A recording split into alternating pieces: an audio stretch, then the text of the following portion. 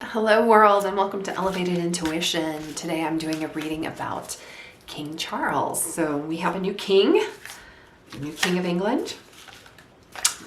The 70-year rule of his mother came to an end, and he's going to be, well, he already is king, but he hasn't been, coronated yet. Although Queen Elizabeth, it was like a year into her reign that she had her coronation, so that's not weird. We do have the mourning of Queen Elizabeth, and I know that this has been really emotional for a lot of people because, I mean, she was queen for 70 plus years. That was a big deal. It's also kind of interesting that Charles takes over because, you know, we have this like eternal like mother, and we're kind of used to that. And then we have Charles. Not necessarily the same energy there, is it? So the other interesting thing, he's Charles III, King Charles III. The first King Charles was beheaded by his own people. The second King Charles, what was it? There was like the Great Fire of London and some other tragedy that happened. So, wow. So I'm just going to start pulling cards and see what they say. And I kind of wanted to do a past, present, future here. And they come out all reverse. Past, present, and future here for King Charles. Wow. So we have, in the past, we've got the Page of Swords. It looks like he's, you know, obviously he's 73 now taking this over. So he's been studying what he needs to do for a very, very long time. It's really interesting to me though too, because I kind of, you know, like he's been in this for a long time, looking at this position. Obviously when he takes it over or gets this new job, like he's 73 years old, and it is in a part of a tragedy. It's part of his mother passing away. So he is definitely coming into this. We got the Magician, so he feels like he's prepared for it for sure. But what's really interesting with the Magician and the High Priestess, even though there's like this preparation, the Magician can be somebody who kind of does this, is very secretive, kind of this sleight of hand, and especially in this High Priestess card. Look at this in the future.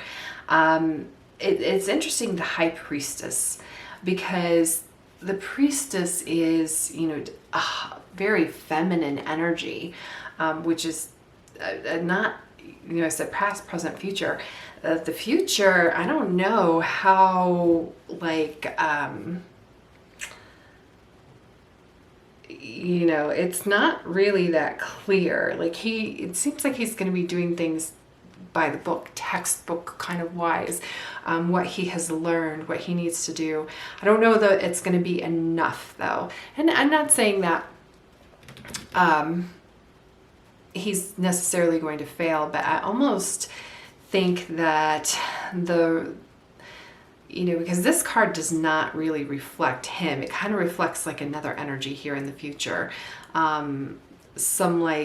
Something that's hidden, some underlying, very emotional, very kind of upsetting kind of thing. I almost feel like he's not really the one, well, he's not the one in charge, because as the monarchy goes, other than he has a lot of money and power and influence in that way, but the monarchy is really just a mythology for England at this point, which, you know, is kind of like a show.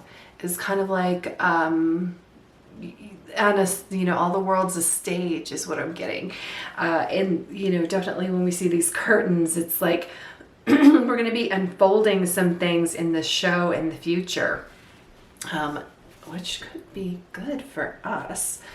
Let's see. I want to pull some more cards here. So I want to expand on this future energy here, because I feel like the curtain is going to get pulled back, and we're going to see some things.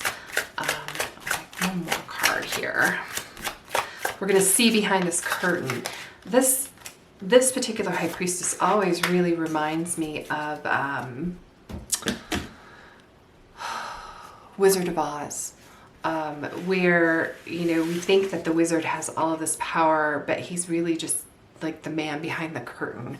We're going to see behind the curtain to see that. Look at this, the Queen of Cups reversed. And then we've got Four of Wands reversed. And then we have the Six of Pentacles.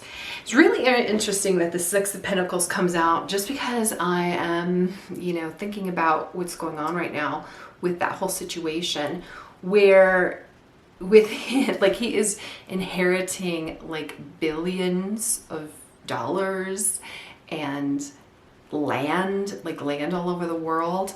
And I feel like that, because he's not paying taxes on it. There's not an inheritance tax, which whatever your view on an inheritance tax is or should be, the issue with it in my mind in this situation is that everybody else pays inheritance tax. And I kind of feel like something is going to be given out. Something's going to be divvied up. It's not all going to stay with him. It's that money is, and I don't think it's necessarily going to go through like, I don't know, it might, I don't know how, like it wouldn't go through like a government channel, but I don't think it's necessarily going to go through a government kind of channel. But that is going to be distributed. Interesting that we've got the Queen of Cups here in reverse. The Queen of Cups would be somebody that I would really kind of see as Queen Elizabeth, because she's somebody very, very emotionally checked here. Somebody who is like very much in control. And when we have her in reverse, things are not going to be as in control as they have been. It'll be interesting to see what kind of stories come out, because it feels like there's going to be like an emotional kind of upheaval here. Whether, there's going to be cracks in that system.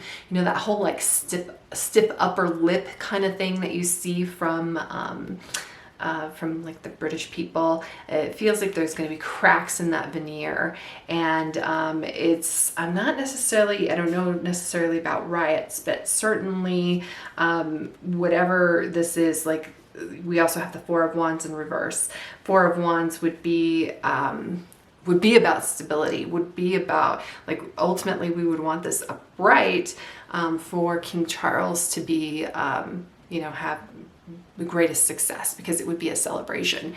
But we've got the Queen of Cups reversed, and we've got the Four of Wands in reverse. And I feel like whatever celebration there would be, like there's going to be some more drama. There's going to be some more cracks in this that you're going to see, and things are going to get divvied up. Self-reflection. It's a time to really think. I think there's, nobody, because of Queen Elizabeth, she didn't like really necessarily rock, sovereignty. Wow, that's very interesting here, the sovereignty. Queen of the Moon, sovereignty. So self-reflection, I think that the people are going to really dip into like, is this something that we want to support anymore? Is this something that's really working for us anymore? These are going to be questions that are going to be churning and coming up with. And the sovereignty is really interesting, because I'm going to say that they're going to come out with no. I kind of feel like this is the end of an era. I kind of feel like they're going to pull back on the monarchy and reveal their own power. So something really interesting too. Do you know what the most celebrated holiday across the world is? It's independence from Great Britain. Approximately every 6 days, a country has their own, basically 4th of July, where they celebrate Great Britain no longer ruling over them. So there are some, like Great Britain still has some like really very strong ties with Canada, some very strong ties with Australia, and I think that those are I think the queen is even on their money. I think that's going to change. It's they're going to go in a different direction here, and kind of sovereignty. The other interesting thing too is we've kind of this idea that's been floating around recently about kind of like the world having one government. The monarchy was like the closest thing that we have had to that. And I know that there are some people who conspire behind the scenes that that's what they want. But I feel like people are really going to step up and want their own sovereignty. They're going to want their own independence, that they're no longer going to celebrate this monarchy. They're no longer, they really want to feel like they are just as important as like a king or a queen. And again, when we've got the Six of Pentacles here, kind of like handing out that money, like divvying it up, like divvying up that power a little bit, and this letting go of this power structure that's kind of been in place, that there's a lot of, I just can't get over the Magician and the High Priestess being here, because it feels like there's a lot of like smoke and mirrors within that. And the Queen's death is kind of like pushing to reveal some of that. And I don't think that Charles, even though he has like very, studied for this job that he has, it's not going to be enough to kind of hold it together the way that his mother's reign kind of held it together.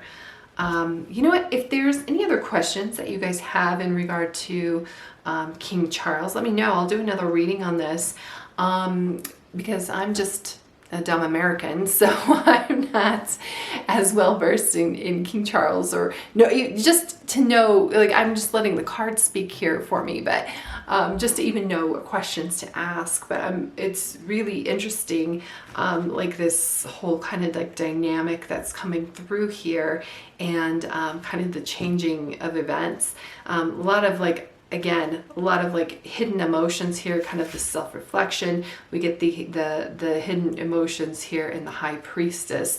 And I feel like those emotions are going to break through and flood through when we've got the Queen of Cups in reverse, because it's like this dam is going to open up, and it's going to like uncover like this wound, I think. People themselves are going to start stepping up into their own power, and then saying that like this monarchy and maybe something even larger is not what we want or what we need. So that's what I have for you. Again, if you have any other questions or any of the discussion here with this reading, I'd love to hear it. And thanks so much. I'll see you in the next reading.